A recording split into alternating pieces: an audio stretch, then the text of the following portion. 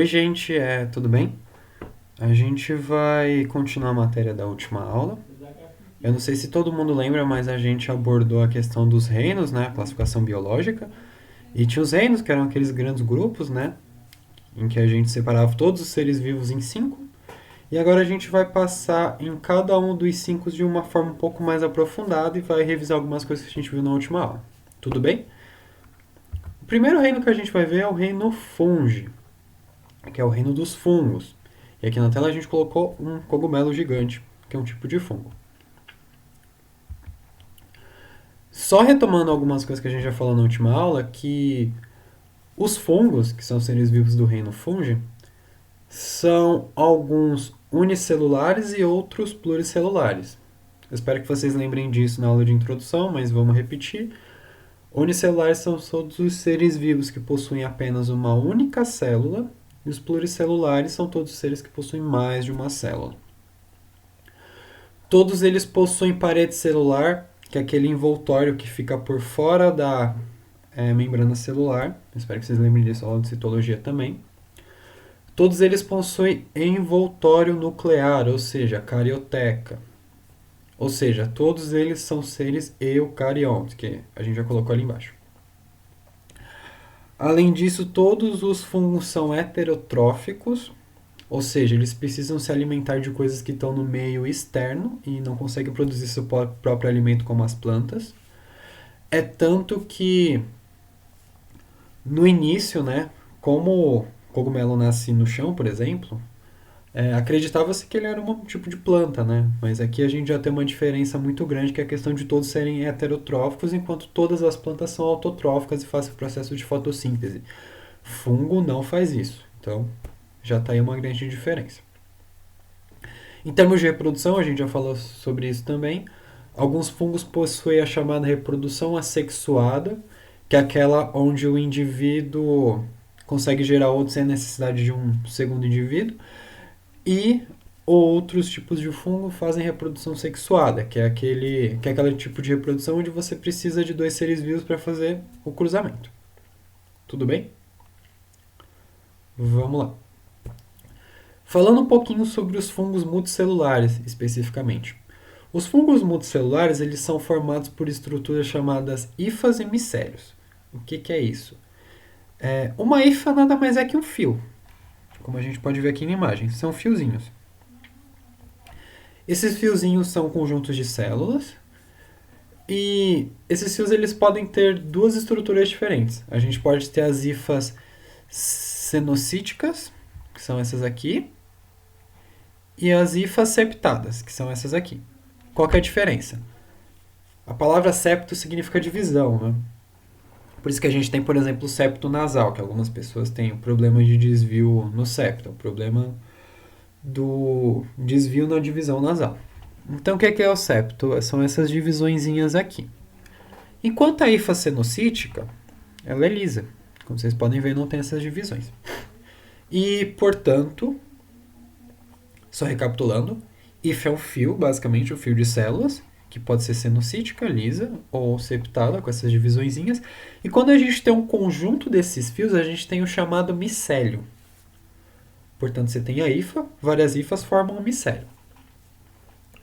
E o micélio, ele pode ser classificado em dois tipos também. A gente tem o micélio do tipo vegetativo e o micélio do tipo aéreo, também conhecido como reprodutivo. Me perdoem, esse frio acaba comigo. Mas vamos lá. Portanto, qual que é a diferença? O micélio vegetativo ele tem uma função basicamente estrutural, enquanto o micélio aéreo ele vai ser responsável pelos processos de reprodução. E como é que esse processo de reprodução afunda?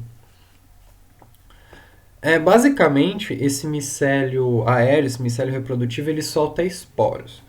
O que são esporos? O conceito de esporo vai ser um conceito muito comum quando a gente vai estudando outros seres vivos e que aparece muito na biologia, que é uma estrutura parecida com uma semente, mas não é uma semente. É basicamente um embriãozinho que o fungo vai soltando, e quando esse esporo cai, por exemplo, em solo ou alguma outra região, ele nasce e cresce outro fungo. Mas ele não é uma semente, gente. Semente é coisa de planta, tá? Eu só fiz um paralelo. Mas é muito parecido com o conceito de semente. Tudo bem? E então vamos lá. Uma outra coisa que é muito importante que está ligada ao micélio é a questão da digestão. Acho que a gente comentou um pouquinho de processo digestivo em algum momento, por cima, obviamente, né? A gente ainda não viu o sistema digestório, nada do tipo. Mas vamos lá. O que é digestão? Você comeu uma pizza, por exemplo. Essa pizza tem açúcares e outros nutrientes que o seu corpo vai absorver. Só que não dá para o corpo aproveitar uma pizza inteira. Então, como é que ele vai extrair esses nutrientes, por exemplo, da pizza? Através do processo de digestão, que nada mais é que você pegar moléculas maiores, por exemplo, as moléculas da pizza, que são várias, e com isso você coloca enzimas nessas moléculas e quebra em moléculas menores. Tudo bem? Então você tem as macromoléculas, são moléculas grandes e complexas que o corpo não consegue lidar, ou o ser vivo aqui no caso, né, que é o nosso fungo. Mas se a gente colocar enzimas e triturar essas moléculas em moléculas menores, isso consegue ser aproveitável. Então é assim que acontece o processo digestivo em fungos, tudo bem? As hifas lançam enzimas digestivas no solo, por exemplo. Essas enzimas digerem as macromoléculas presentes no solo.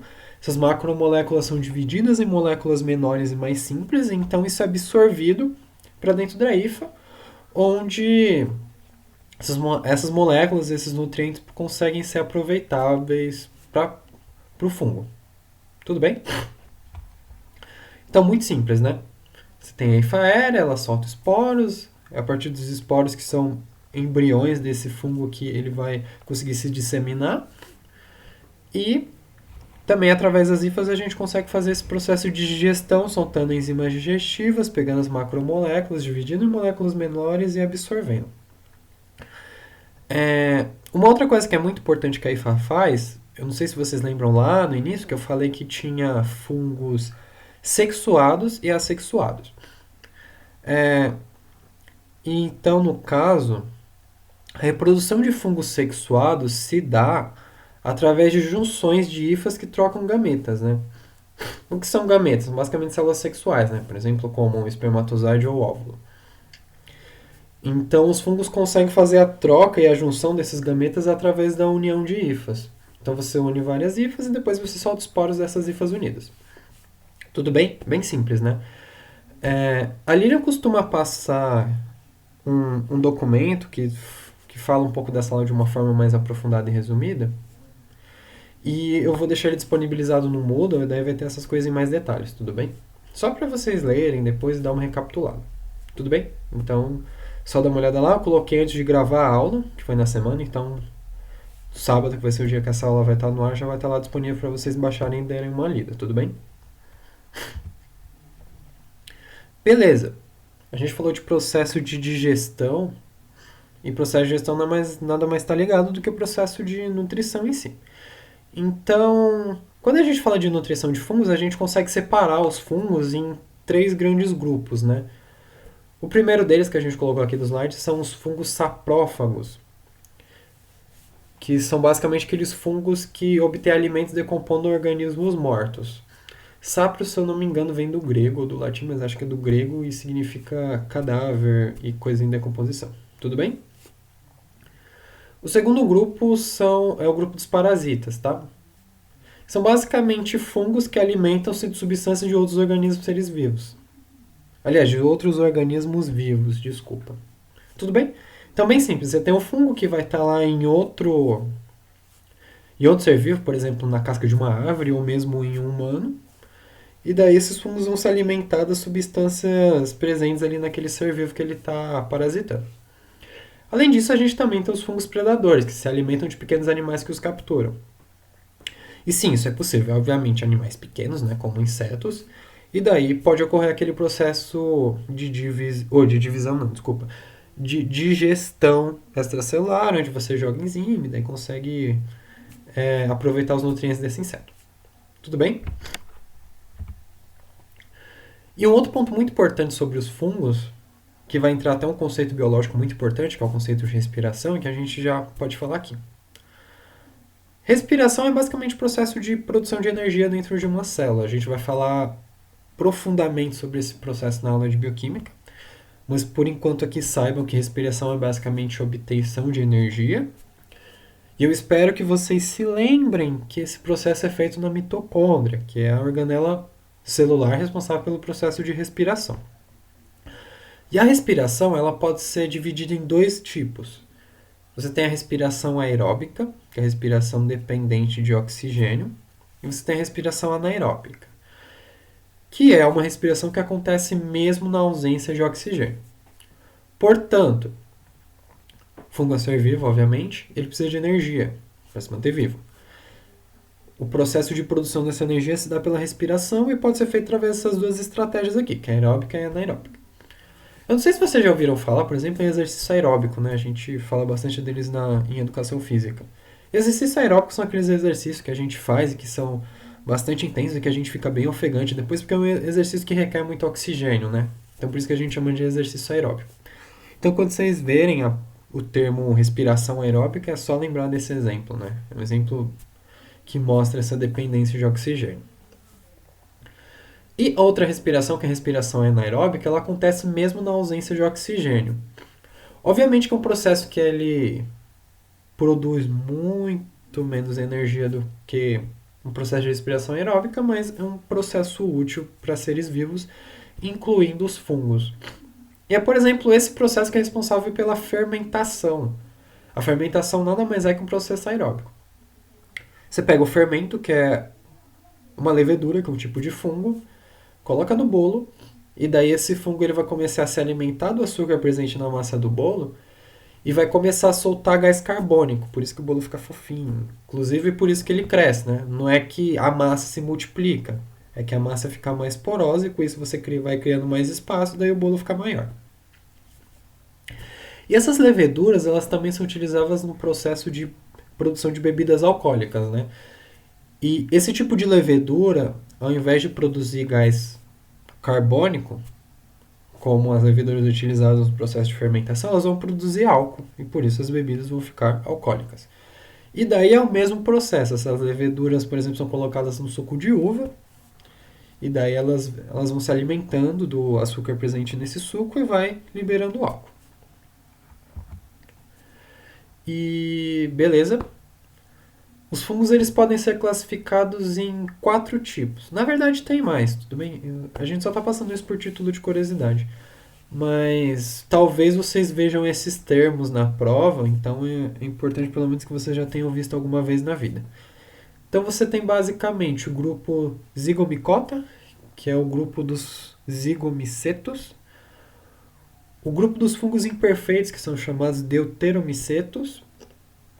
Você tem o grupo do Ascomicota, eu sempre me confundo para falar isso, que é o grupo dos ascomicetos, e o Basidiomycota, que é o grupo dos basidiomicetos.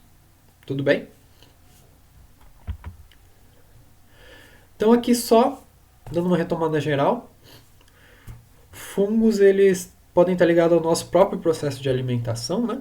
Por exemplo, é o fungo que deixa o queijo gorgonzola com aquele gosto horrível.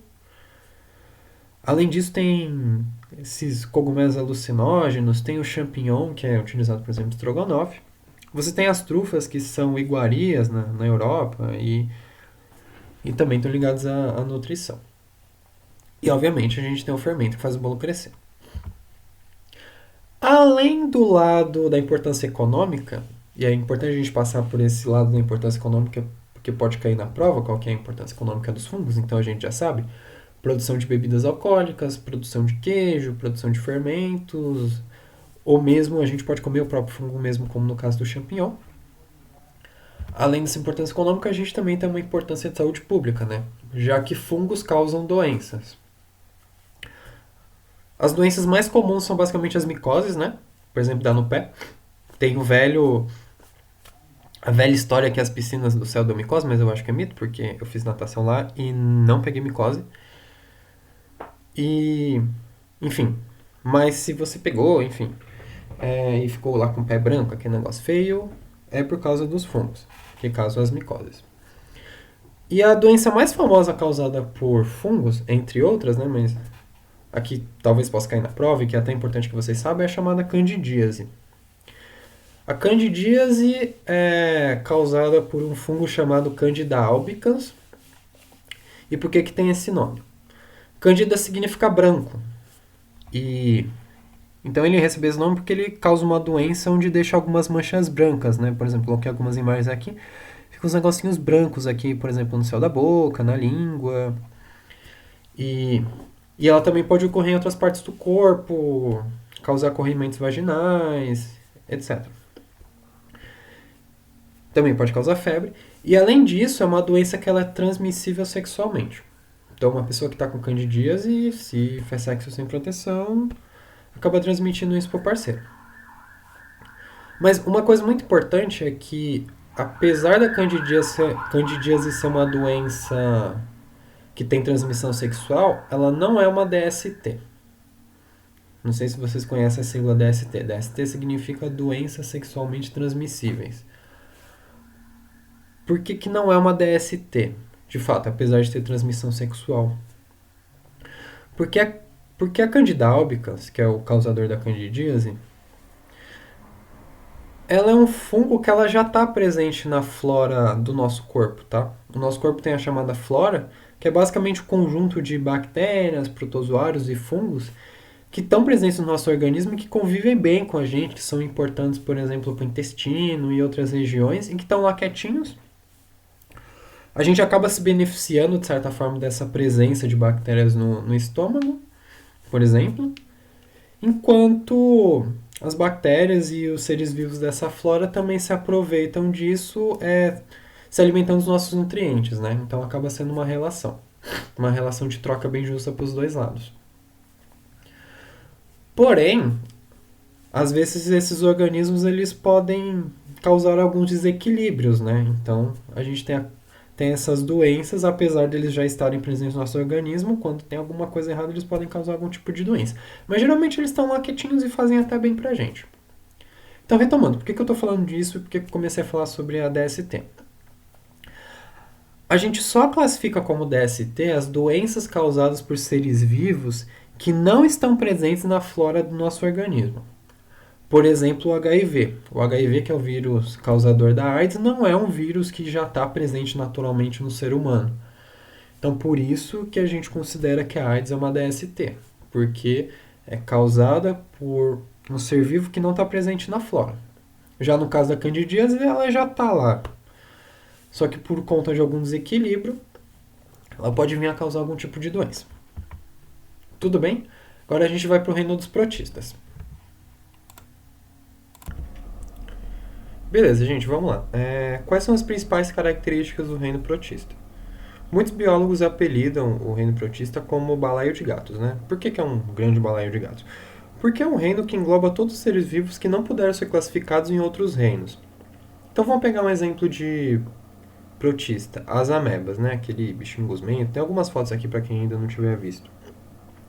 Mas a ameba, olharam para a ameba e falaram, bem, não é uma bactéria. Também não é uma planta. Até porque ela é unicelular e plantas são pluricelulares. Não são fungos porque não formam hifas e micélios. E não é definitivamente um animal, porque animais são pluricelulares também. Então, o que é isso? Então, como teve essa dificuldade de saber o que é exatamente uma ameba, criou-se o reino protista, que é onde a gente joga todos os seres vivos que a gente não consegue enquadrar nesses outros reinos.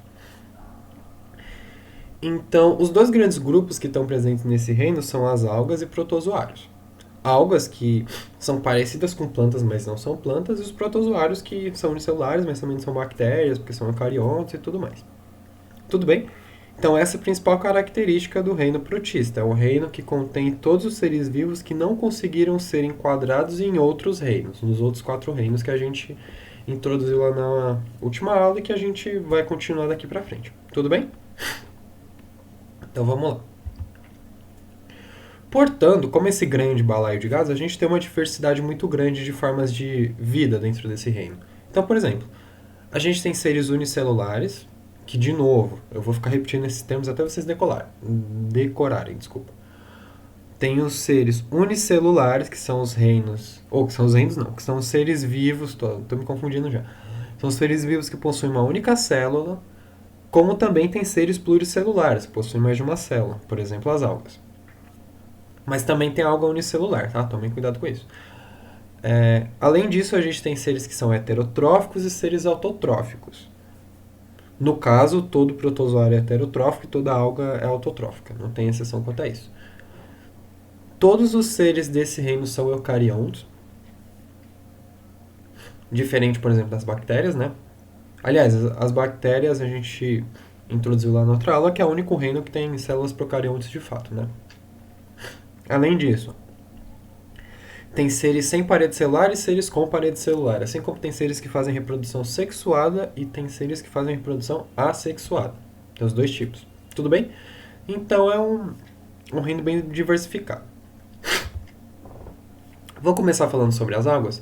Primeira coisa sobre algas, não são plantas, são protistas. Esse é o tema da aula agora. Tudo bem? Não são plantas. Apesar de elas serem eucariontos, como plantas, apesar de elas serem autotróficas e fazerem fotossíntese que nem as plantas, apesar de serem pluricelulares ou unicelulares, apesar de terem também parede celular, apesar de terem reprodução sexuada e assexuada, não são plantas, tudo bem? E uma outra curiosidade sobre as águas é que elas produzem a maior parte do oxigênio do mundo. Então essa história de que a Amazônia é o pulmão do mundo é uma meia verdade. Estima-se que 55% do oxigênio do mundo é feito por algas. Então, na verdade, as algas que produzem a maior parte do oxigênio do mundo através do processo de fotossíntese. Mas não estou falando que a gente tem que desmatar a Amazônia, tá? Ela é importante. É só pra gente ter isso em mente, que as algas elas têm um papel mais essencial. Tudo bem? Não tira o papel de importância das árvores também. Não desmatem as coisas, por favor. Uma outra coisa interessante sobre as águas é que, apesar da maior parte delas viverem, por exemplo, na água, em meios aquáticos, elas não necessariamente vivem na água. Acho que todo mundo já viu essas manchinhas que ficam em troncos de árvores. Essas manchas é o que a gente chama de líquens. São basicamente uma mistura de fungos com algas, tá? É um processo que a gente chama de simbiose. Simbiose é essa relação, quando dois seres convivem juntos, que nem aqui no caso dessa árvore.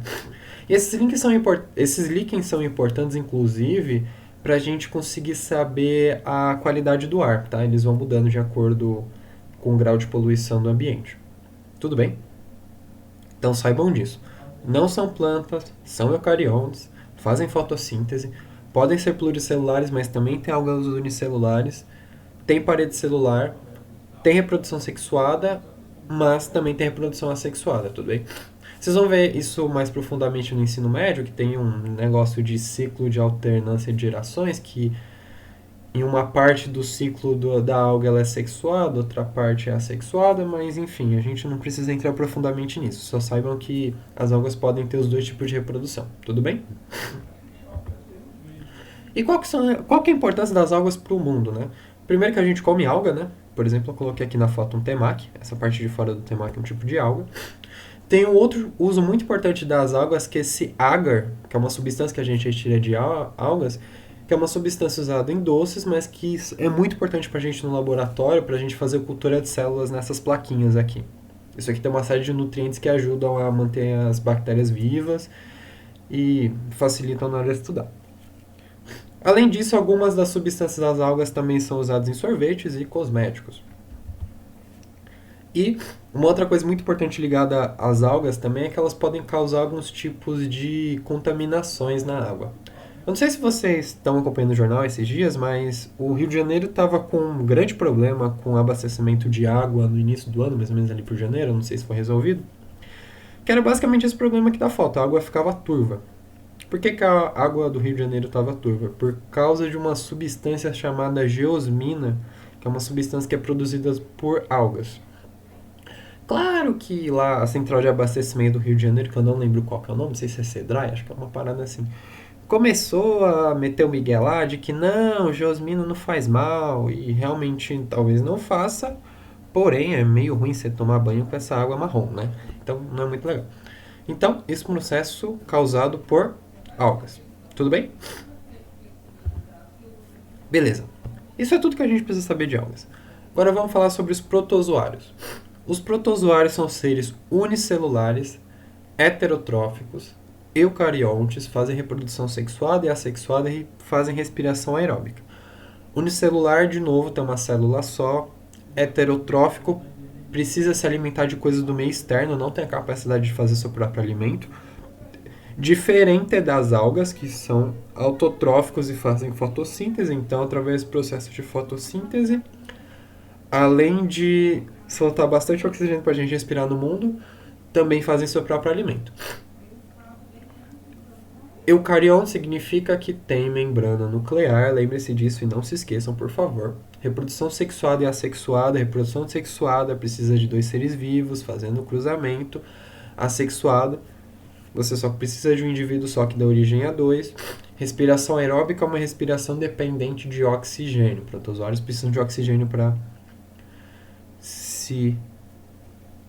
para sobreviver. Esse oxigênio entra dentro do protozoário através da membrana celular. Não sei se vocês lembram, mas a gente já falou sobre isso. Membrana celular, permeabilidade seletiva. Tem coisas que conseguem passar direto pela membrana. Esse é um processo que a gente falou que era difusão simples. Tinha difusão simples, que é quando uma substância entra direto pela membrana. A difusão facilitada, que é quando você tem uma proteína facilitadora, que são aqueles canais. E a difusão ativa. Não, transporte ativo, desculpa, não é difusão ativa. Transporte ativo, que é o tipo de transporte que tem gasto de energia. Tudo bem? Lembre-se desses termos. E aqui um exemplo que eu dei de protozoários são as amebas, que são esses bichinhos estranhos aqui. Inclusive a amoeba, aquele brinquedinho que as crianças gostam, que fica uma gosminha com formato esquisito, né? Acho que provavelmente deram esse nome por conta do formato, que ficou muito parecido com o formato de uma ameba, né? Vamos lá. Onde os protozoários vivem, né? A gente tinha falado que algas geralmente estão na água. Inclusive, alga, eu esqueci de falar na parte de algas, mas eu vou falar aqui rapidinho. É um termo em latim que significa planta aquática. Porque, obviamente, os latinos lá no Império Romano não sabiam que a alga não era uma planta, mas mesmo assim eles deram o nome de planta marinha, já que eles não sabiam. Tudo bem? Então, a alga geralmente vive na água, mas pode viver em outros ambientes, por exemplo, no caso dos líquens, que vivem nas árvores, que não é um ambiente aquático. No caso dos protozoários, geralmente eles estão em meios aquáticos, ou ambientes úmidos, ou em outros seres vivos na forma de parasitas. Tudo bem? E como que a gente classifica os protozoários? Os protozoários são classificados em 4 filos diferentes. Eu não sei se vocês lembram que é filo. Era a segunda sílabazinha lá do reficlofage. Lembra? Fi de filo. Então, você tem lá o reino dos protistas, e você tem os filos das águas, e você tem os filos dos protozoários, são esses 4 aqui. Esses 4 filos, a forma de classificação que usaram para separar onde ia ficar cada protozoário foi de acordo com o tipo de locomoção que cada tipo de protozoário fazia. Por exemplo, o filo Sarcodina. É um filo onde todos os protozoários se locomovem através de pseudópodes. O que são pseudópodes? Pseudo vem do grego falso e pode significa pé. Portanto, eles se locomovem através de pés falsos, que são essas estruturas aqui que parecem dedos. Eles pegam esses dedinhos aqui, vão mexendo e eles conseguem se locomover através dos meios aquáticos usando essa estrutura. Tudo bem? Segundo filo que a gente mostrou lá na imagem, o filo Mastigófora, é um filo onde todos os protozoários pertencentes a essa divisão se locomovem através de flagelos, que são esses fiozinhos aqui. Eles basicamente ficam batendo esses fiozinhos e com isso eles conseguem nadar. Tudo bem? Terceiro filo é o filo Ciliófora. Por que tem esse nome? Porque a locomoção dos protozoários nesse filo é feita através de cílios, que são essas estruturas aqui que parecem pelinhos, né? Então esses pelinhos ficam todos se mexendo e com isso o protozoário consegue se mexer. Então cílios são essas estruturas aqui, que são muito parecidas com os cílios postiços desse cachorrinho fofinho que ficou um charme com esse negócio. Tudo bem? Quarto filo dos protozoários, que a gente colocou lá na imagem, é o filo esporozoa. O que é o filo esporozoa? A gente tem os protozoários que se movem por pseudópodes, por flagelos, por filos, e a gente tem o filo dos protozoários que não tem nenhuma estrutura locomotora, né? São esses apêndices locomotores. O que é apêndice? É qualquer estrutura que saia para fora do ser vivo, tá vendo? Por exemplo, aqui sai pelinhos para fora, aqui sai um fio para fora, aqui sai um pezinho para fora. Isso são apêndices. A gente tem um apêndice lá no intestino, que é o maldito apêndice que dá a maldita apendicite, que é uma dor de desgramento. Que é uma pontinha que sobrou ali do intestino, e às vezes entra alimento lá dentro, infecciona e dá uma dor desgraçada. E precisa dar um jeito cirúrgico. Tudo bem? Esse é o significado da palavra apêndice. E locomotor, frente à locomoção. Então são estruturas que saem para fora do protozoário que ajudam na locomoção. Os seres do filo esporozoa não possuem esses apêndices, tudo bem? Portanto, mas obviamente os protozoários precisam se mexer, né? Eles vão ficar parados eternamente no mesmo lugar, todos os indivíduos da mesma espécie. Então, como é que eles são propagados? Através de esporos, os nossos amigos esporos, que a gente viu pela primeira vez lá no reino fungi, que eram aqueles embriõezinhos que o micélio reprodutivo soltava, lembra, gente? Esse mesmo tipo de estrutura é encontrada nos protozoários no filo esporozoa. Por isso que o nome do filo é esporozoa, referente a esporos. Tudo bem? Vou falar um pouquinho sobre reprodução agora. Os protozoários, como a gente citou, fazem reprodução assexuada e sexuada. Como é que é o processo de reprodução assexuada de protozoários? É muito simples. Como eles são seres unicelulares, basta que você divida a sua única célula em duas células. Esse roxinho aqui é o material genético, tá? E daí esse material genético é dividido, e daí cada célula fica com uma cópia do material genético, e essas cópias se dividem em duas células, chegando aqui no fim do processo de reprodução. Depois isso aqui volta para cá e divide em dois, vai dividindo em dois, vai dividindo em dois. Tudo bem? Bem simples, né? Agora o processo de reprodução sexuada de protozoários. Olha só que imagem indecente que mostra reprodução sexuada de protozoários. Aqui do lado a gente tem a reprodução assexuada mesmo, onde a gente tem uma ameba que se divide em duas. E aqui a gente tem protozoários fazendo reprodução sexuada. Basicamente tem a bundinha de um aqui, a bundinha de outro aqui. Essas bundinhas se juntam. A troca de material genético, que é a principal característica de reprodução sexuada, além de ter dois indivíduos. Para ter troca precisa de dois. Então você tem dois que trocam material genético. Junta bundinha com bundinha. Essa bundinha com bundinha forma um embrião. Esse embrião é solto, se desenvolve, forma um novo protozoário. Futuramente vai formar a bundinha, que vai juntar a bundinha com outra. E daí vai ficar um monte de junção de bundinha, formando um monte de embriãozinho que vai ter bundinha. E a vida dele vai ser formar bundinha para fazer indivíduo que vai ter bundinha para juntar bundinha. Tudo bem, gente? Muito simples, né? Agora vamos falar sobre nutrição. A gente falou que o protozoário era heterotrófico, ou seja, que ele precisava se alimentar de coisas do meio externo. Tudo bem? Vocês lembram disso? Tá bom. Vou fingir que vocês lembram disso, porque eu já estou falando isso milhares de vezes desde a primeira aula. Espero que vocês tenham decorado isso, pelo amor de Deus. Então vamos lá. São heterotróficos ou o alimento está no meio externo?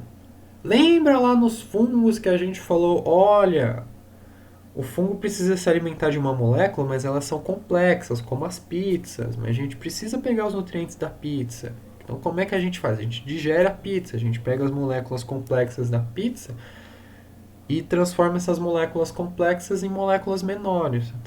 Essa transformação das moléculas maiores em moléculas menores é o processo de digestão, que acontece em fungo, acontece em protozoário, acontece no nosso intestino. Tudo bem? Beleza. A digestão, que a gente já sabe o que é digestão, que eu acabei de explicar, dos protozoários é a chamada digestão intracelular. O que é digestão intracelular? Celular vem de célula, intra vem de interno, ou seja, uma digestão interna. Os fungos faziam digestão extracelular. Vocês lembram disso? As hifas soltavam enzimas, as enzimas digeriam as moléculas complexas e daí depois elas absorviam as moléculas mais simples que eram formadas através desse processo de digestão. Os protozoários fazem esse processo internamente. O fungo era fora da hifa, o protozoário é dentro do próprio protozoário. Então, como é que é feito isso? Protozoários são seres muito interessantes. Eles lançam os pseudópodes, que são aqueles apêndices. No caso aqui não é locomotor, porque ele é usado para alimento. Então lança aqueles apêndices, né? Agora a gente aprende um monte de palavra difícil, vamos usar. E daí vai englobando a partícula, né? Você vê a partícula tá aqui fora, depois ela vai entrando, depois ela vai entrando, depois ela tá totalmente englobada. Tudo bem?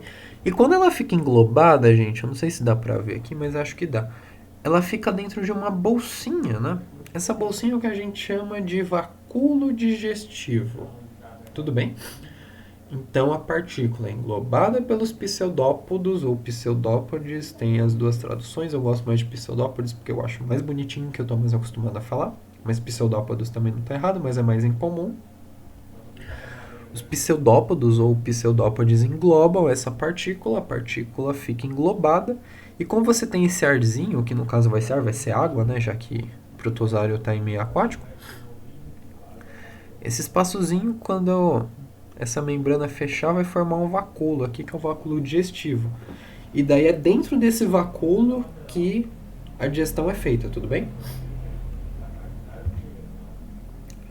E vacúolo é uma estrutura que ela é muito característica de protozoário, porque a gente tem dois tipos de vacúolo em protozoários. A gente tem o vacúolo digestivo, que é esse aqui, que é responsável por fazer a gestão do alimento englobado, daquela partícula ali que a gente já está vendo.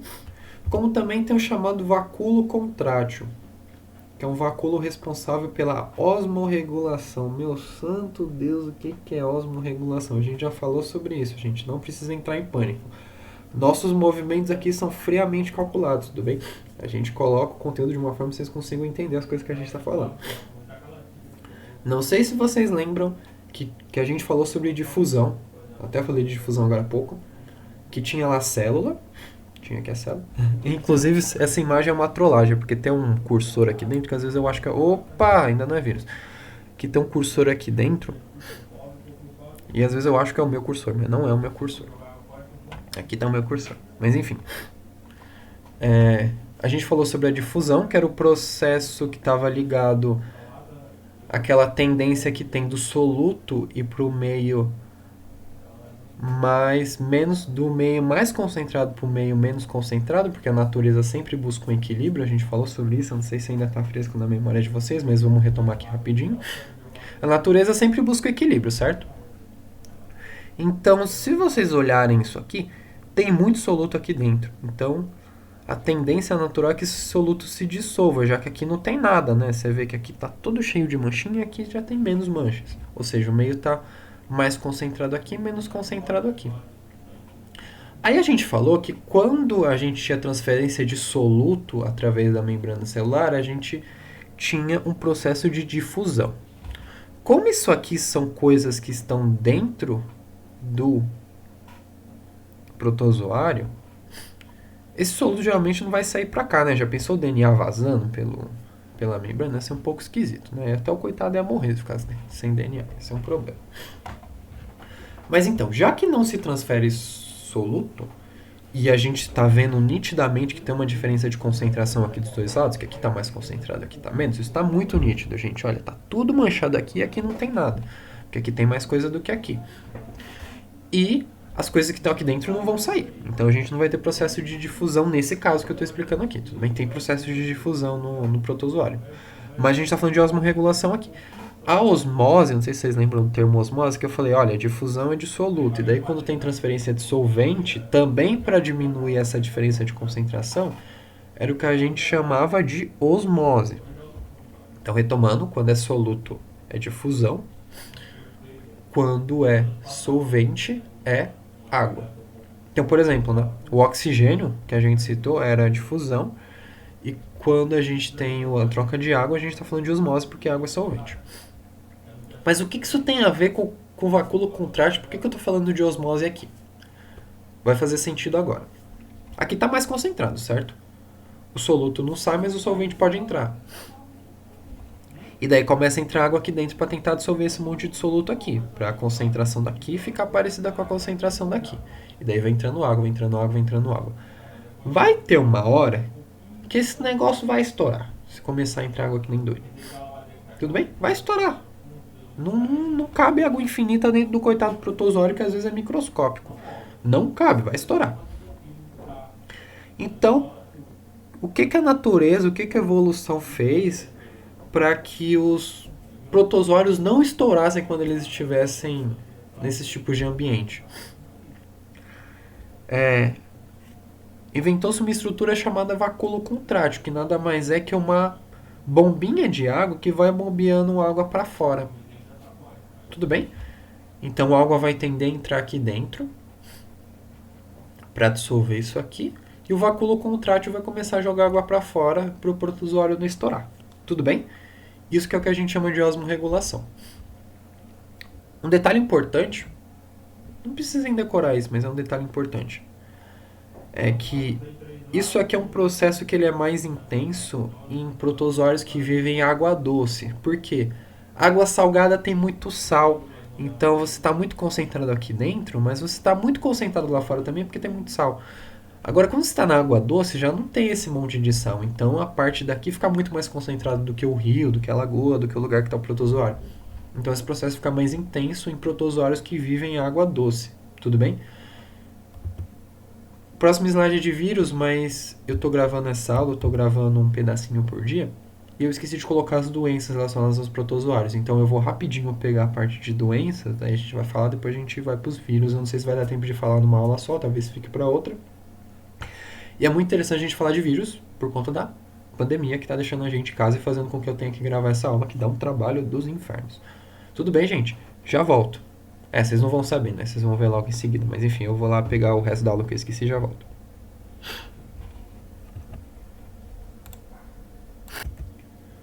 Vamos lá, gente. Só para encerrar a aula, falta pouquinho tempo para acabar. Eu não sei se vocês lembram, mas a gente falou que protozoário vivia em ambientes úmidos e poderia atuar como parasitas. Portanto, eles são causadores de muitas doenças. Eu coloquei aqui as mais famosas. A gente não vai conseguir passar por todas porque, enfim, tem bastante conteúdo ainda pra gente ver. Eu quero passar um recadinho no fim da aula. Então, tá aqui. Vamos lá. Eu coloquei uma listinha aqui, como eu disse, das principais, que é a amebíase, a doença de Chagas, malária, leishmaniose, toxoplasmose, mal de cadeias e tricomaníase. Esse aqui é o protozoário causador do mal de cadeias, que acho que não vai dar tempo da gente falar, mas eu vou deixar uns links com cada uma dessas doenças lá no Moodle. Se por acaso, algum dia, vocês tiverem tempo livre, por algum motivo, que eu acho que não vão ter, porque, enfim, acho que vocês estão bem atarefados tanto com raízes quanto com as aulas da escola normal. Mas se sobrar um tempinho, dá uma lida, acho que é bom. Só por curiosidade mesmo, é importante saber, pode cair na prova, são questões de saúde pública, às vezes a prova cobre esse tipo de conteúdo. É um conteúdo de cidadania, né? Conhecer um pouco disso. Não é para ficar especialista, saber todos os sintomas, mas dá uma lida só para conhecer mesmo. E a gente vai começar falando sobre a doença de Chagas. A doença de Chagas foi descoberta por esse carinha aqui, chamado Carlos Chagas, foi um importante médico brasileiro. Ele reportou essa doença em 1909 e essa doença ela é causada por um protozoário chamado Trypanosoma cruzi. E como é que o humano adquire a doença de Chagas? A transmissão do Trypanosoma cruzi para o humano é feita por esse bichinho aqui chamado barbeiro. E diferente do que normalmente as pessoas falam, é uma meia-verdade, o Trypanosoma cruzi ele não é transmitido pela picada do barbeiro, ele é transmitido pelas fezes do barbeiro. Tem uma grande diferença nisso. Se você for picado e por acaso você der a sorte do barbeiro não fazer cocô em cima depois, que é uma coisa que ele costuma fazer, você não vai pegar a Trypanosoma cruzi, tudo bem? Então a transmissão é feita pelas fezes, não é pela picada em si. Tudo bem? Esse bichinho aqui. Vocês verem esse bichinho por aí, o Ministério da Saúde recomenda não matem, coloquem no potinho, usem luva, obviamente, não vai pegar com a mão lá o bicho, pode ser perigoso. Coloquem no potinho e levem para as autoridades sanitárias, levam para o postinho, para algum lugar, para estudar direito o bicho, para ver como é que é a incidência no local, ver quais são os perigos, tudo bem? Não sai matando, dando sapatada no bicho. Tudo bem? Essa aqui é uma imagem do formato do Trypanosoma, né? Tem esse formatinho esquisito. E por ser transmitido pelo barbeiro, o Trypanosoma cruz ele acaba tendo algumas outros poréns, né? Primeiro que no interior era muito comum aquelas casas de pau a pique, e isso aqui dava muita fresta pro barbeiro se esconder. Então era muito comum. Então, uma das formas da gente combater a doença de Chagas é através da troca dessas casas por casas de alvenaria, tomar cuidado com forro de telha para não dar brecha pro barbeiro ficar escondido e acabar picando pessoas de noite e tudo mais. Outro cuidado é ferver alimento, tá? É uma forma de matar o Trypanosoma cruz, então por acaso tiver algum alimento com fezes de barbeiro, se você ferve, resolve o problema. E tomar cuidado com o caldo de cana e açaí. O barbeiro gosta de se alimentar desses dois tipos de frutas. Açaí é fruta, caldo de cana não sei o que é cana. Mas enfim, dois tipos de alimento. E às vezes a gente pode acabar moendo junto com o barbeiro ou junto com as fezes e acabar sendo infectado dessa forma. Então, tomar cuidado com as fontes de açaí e caldo de cana que vocês costumam consumir. Os sintomas iniciais da doença de Chagas é febre prolongada por mais de 7 dias, dor de cabeça e fraqueza. Um sintoma muito comum na fase aguda é o inchaço do coração, né? Tem essa foto aqui da UFMG, se eu não me engano, que eles tiraram foto de como fica o coração nas fases mais agudas da doença de Chagas, tudo bem? Tem alguns remédios que ajudam, mas não tem uma cura em si para a doença de Chagas, tudo bem? Então tem que tomar muito cuidado com essa doença. Tudo bem, gente? Então é isso. Essa vai ser a primeira doença, eu vou passar as outras na próxima aula. Eu vou ver quantas que eu vou colocar ainda. Tudo bem? Recadinho rápido. A gente fala de muita coisa aqui na aula. Essa aula foi bem densa, tem muitos conceitos. E eu queria passar para vocês uma ferramenta que eu gosto de usar para estudar, que me ajuda bastante, que é o Anki. Não sei se vocês já ouviram falar na vida, mas o Anki, ele é um aplicativo de repetição espaçado. O que é isso, basicamente? O Anki, ele tem baralhos, e dentro desses baralhos tem cartas. E daí, ele vai revisando essas cartas com vocês ao longo do dia. Então, por exemplo, você pode fazer a carta lá com difusão simples, e daí coloca o significado de difusão simples. Aí vai mostrar lá a difusão simples, você tem que tentar acertar. Aí ele não vai coletar a sua resposta, você tem que controlar se você acertou ou não. E daí, depois que você responde, você aperta na carta, vai ter uns botõezinhos embaixo falando se eu fui bem, se eu não fui. E daí, se você foi mal, ele vai repetir daqui a 10 minutos. Se você foi bem, ele vai repetir amanhã, por exemplo. Aí amanhã você abre o Anki de novo e ele vai repetir essa carta. Se você acertar de novo, depois ele vai pedir para você revisar essa carta daqui a 15 dias. E ele vai ir sempre espaçando isso. É uma boa forma de decorar as coisas, eu uso isso para estudar inglês. E esse aplicativo é gratuito no Android. Esse aqui da direita. Os dois são iguais, tá? Mas eu gosto mais da versão da direita que eu uso há mais tempo.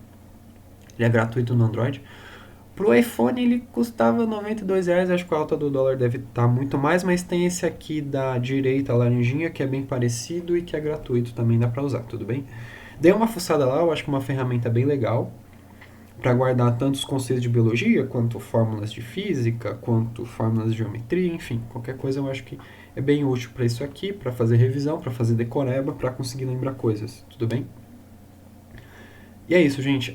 Me perdoem, eu mudei completamente o tema do slide, né? Mas é porque a Lilia me mandou um PowerPoint, eu aproveitei o PowerPoint dela, só que eu uso o Linux no meu notebook, eu estou usando para gravar porque o microfone está funcionando, estou sem microfone pro computador.